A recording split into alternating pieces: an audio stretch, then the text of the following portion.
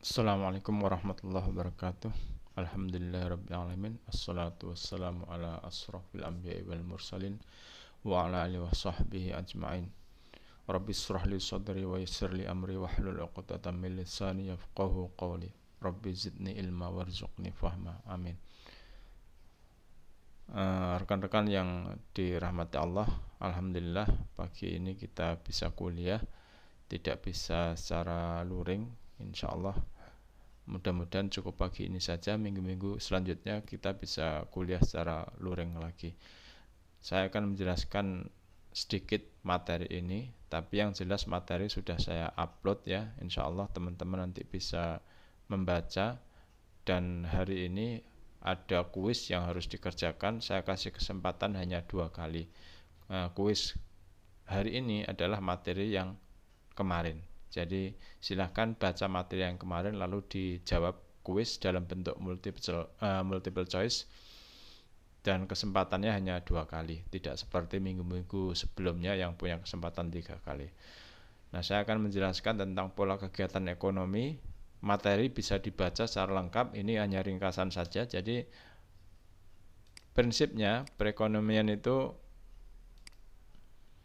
sebelum adanya spesialisasi dan perdagangan yang modern saat ini, perekonomian itu terjadi secara primitif ya. Jadi dengan pola barter. Jadi misalnya petani punya hasil sawah atau ladang itu ditukar dengan pedagang yang punya misalnya dagangan kain, lalu pedagang kain juga harus butuh kebutuhan yang lain, dia bisa tukar kepada tukang kayu misalnya.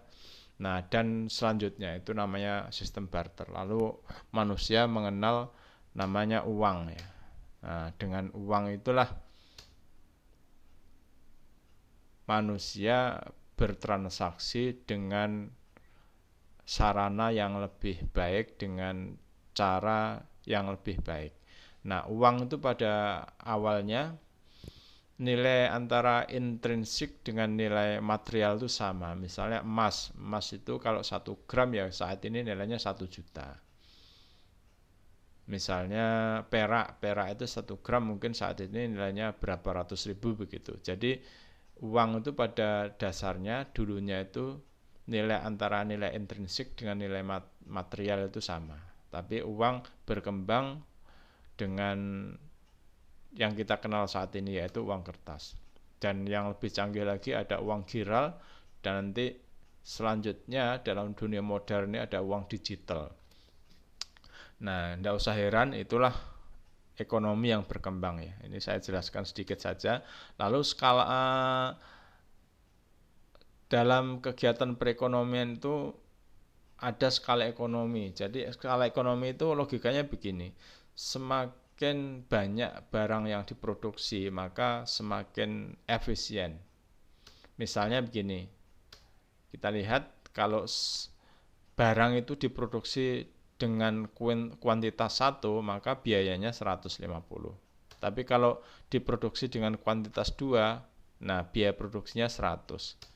Lalu kalau diproduksi dalam kuantitas 3, produksinya semakin turun, selanjutnya terus semakin turun, semakin turun. Maka saya contohkan begini, kalau teman-teman pakai sabun mandi atau sampo gitu ya, kenapa harganya murah, 500 rupiah itu bisa untuk keramas 2 kali atau 3 kali yang cowok ya. Kalau yang cewek mungkin 1 kali gitu ya, karena skala ekonominya besar itu.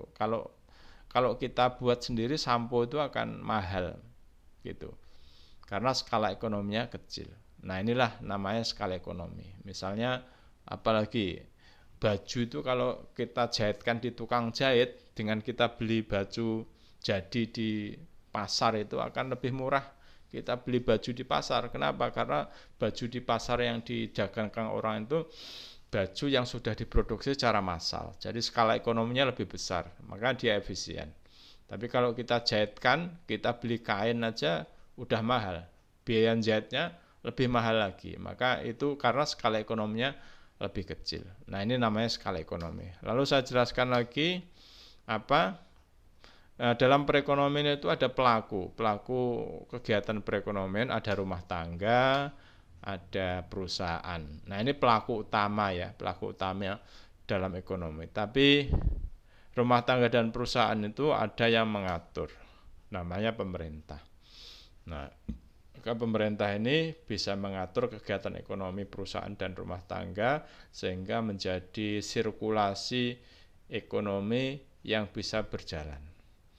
Nah, kita lihat ini sirkulasi ekonominya, aliran barang dan jasa dari rumah tangga kepada perusahaan, rumah tangga menyetorkan kepada perusahaan berupa tenaga kerja dan faktor produksi, lalu perusahaan menjual barang dan jasanya kepada rumah tangga, lalu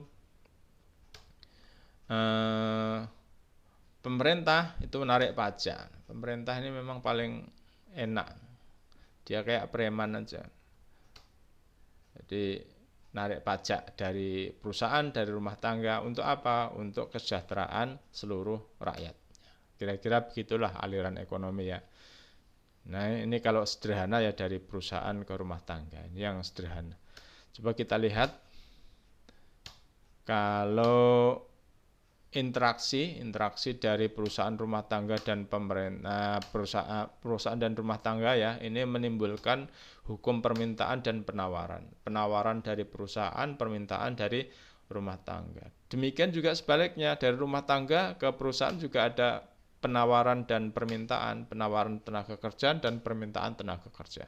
Maka terjadilah aliran barang dan jasa dari rumah tangga dan perusahaan dengan hukum permintaan yang sudah saya sampaikan minggu-minggu yang kemarin. Untuk minggu selanjutnya insya Allah kita akan fokus kepada hukum-hukum permintaan dan penawaran dalam bentuk matrikulasi, dalam bentuk ini ya, ekonometrika. Nanti kita insya Allah minggu-minggu ke depan banyak ngitungnya ya. Maka disiapkan nanti kuisnya juga hitungan. Mungkin inilah bisa saya sampaikan teman-teman. Mudah-mudahan kita bisa tatap muka minggu depan. Mohon maaf karena minggu ini kita tidak bisa tatap muka. Sekian, Assalamualaikum warahmatullahi wabarakatuh.